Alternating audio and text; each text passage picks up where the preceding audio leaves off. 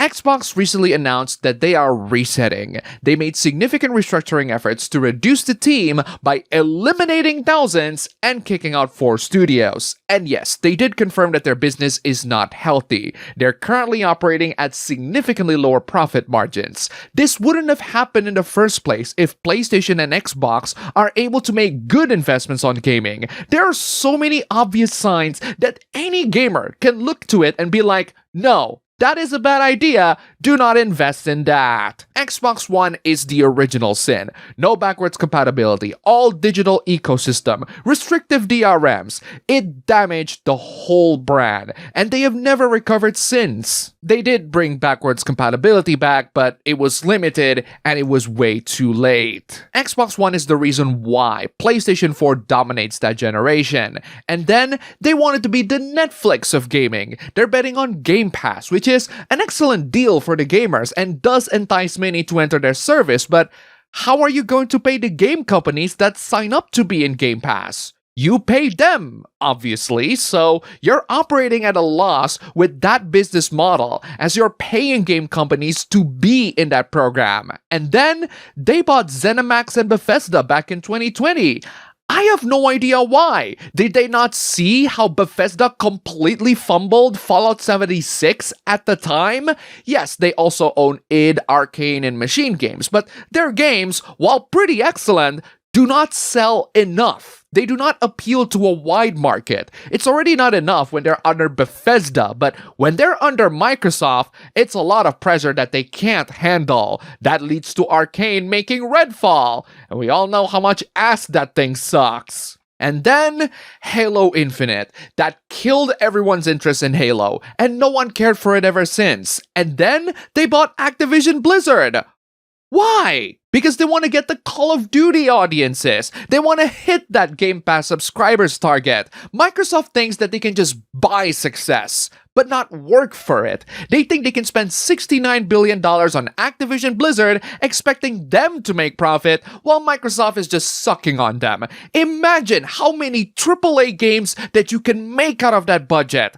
I guess they didn't realize that they themselves are struggling. We are witnessing an actual video game company crash in Xbox and PlayStation as the heads are selling their shares. No, seriously, who else is to blame for their demise? Not us, that's for sure. You can, however, blame the 14 layers of management that Xbox has to go through. Talk about bureaucratic nightmare. No wonder things aren't done there. Xbox is going through a major restructuring and, in my opinion, crash. PlayStation stops physical copies in a desperate hope to regain as much profit margins as they can. These are the two players of the Western gaming companies, and they are both struggling so much that they had to take emergency measures that they wouldn't normally take if they are in a comfortable position. Do you think PlayStation and Xbox would do all this if they are making enough money?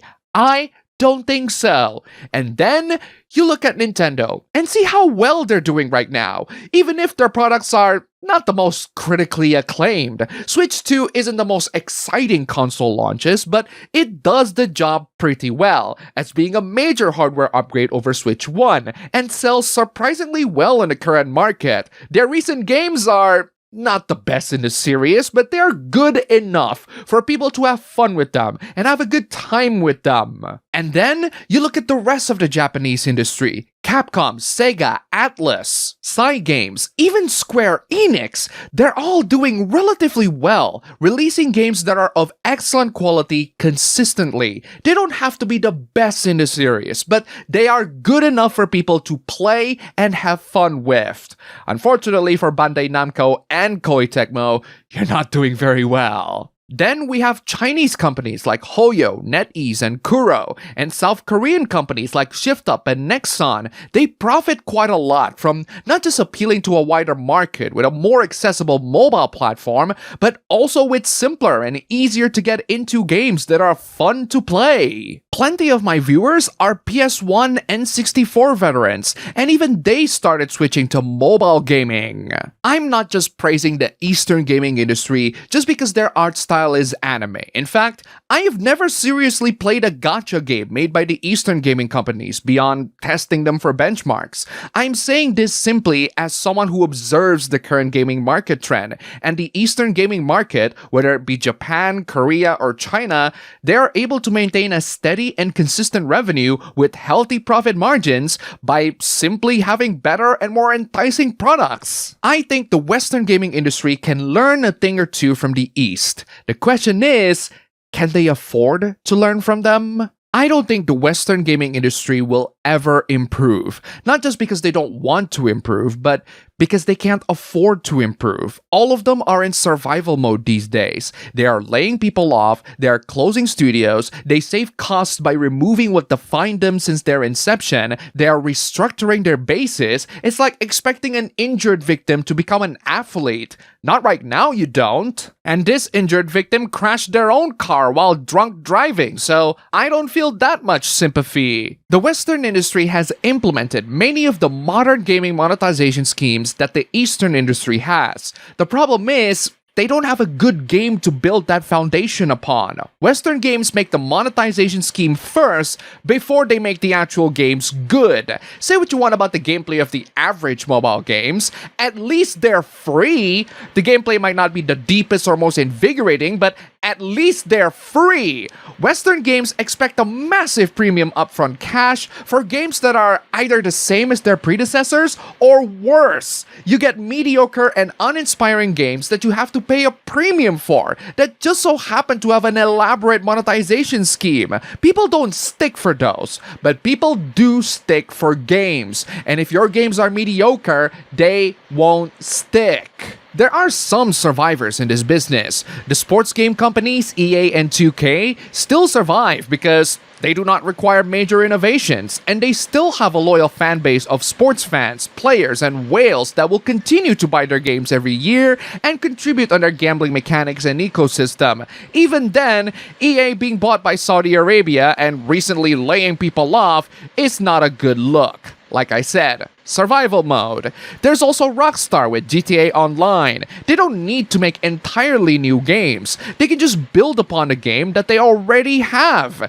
And it makes GTA 5 survive for more than a decade. Even Riot still has loyal League of Legends and Valorant players. They already made the game. The foundation is good enough for most people. And they just build upon it year after year. That's why many gacha games survive. They don't make new games, they just build upon what already existed, but they have a good foundation to begin with, one that people always come back to. The same cannot be said to other yearly cash cows like Call of Duty and Assassin's Creed because they release new games every year. They require way bigger budgets, way more innovations for every entry, way more time to develop, and way bigger barrier of entry for people. It's a massive waste of money, and they wonder why they're losing profits. For Western studios to improve, they have to take notes from the Eastern studios. The problem is that doing so require Western studios to sacrifice something that defined them in the first place.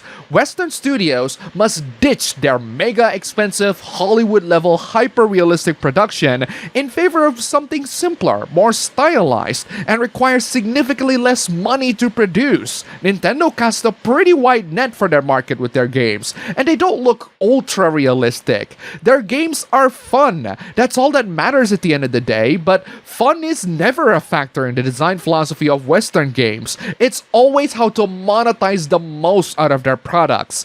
Even in regard to monetization, the East are doing way better because not only they define the monetization scheme that many Western game studios copy, but they also cast a wider market by releasing their games on mobile. The Western gaming industry are filled with elitists who refuse to dedicate themselves to develop products in the mobile market because they see mobile as just some device optimized for casuals. It generally still is, but then the Eastern gaming companies showed that you can absolutely have a hardcore and dedicated gaming experience with deep and intricate gameplay mechanics at the palm of your hands. I lost count of the amount of times my own viewers say that they've been playing mobile games. And these are gamers that play classic PC or console games. They also play mobile games too. They're so disappointed with what the AAA gaming market is offering that they chose to go for a gaming platform that they already carry around in the modern times. And the biggest part that makes mobile markets such a massive success for the Eastern gaming companies, it is highly competitive. You cannot afford to make something mediocre. You need to make something really good to entice consumers and bring them away from the mobile games that they're already playing. That's not easy. You know what is easy? Making the same AAA slop. That's what I see with Western game companies. They have no desire to compete. They're comfortable developing games and wasting their money in the big platforms that can provide the most realistic graphics, but mobile gaming is way more restrictive in that regard. You must work around the limitations of mobile devices to still be able to provide a premium and entertaining gaming experience in a device that, at worst, can barely run a browser. This is the state of the Western gaming industry. They don't want to compete. They don't want to innovate. They want to stay in their comfort zone. But they are losing money there. They are losing their customers. They are losing their own investors, as even Sony's own CEO is selling his shares.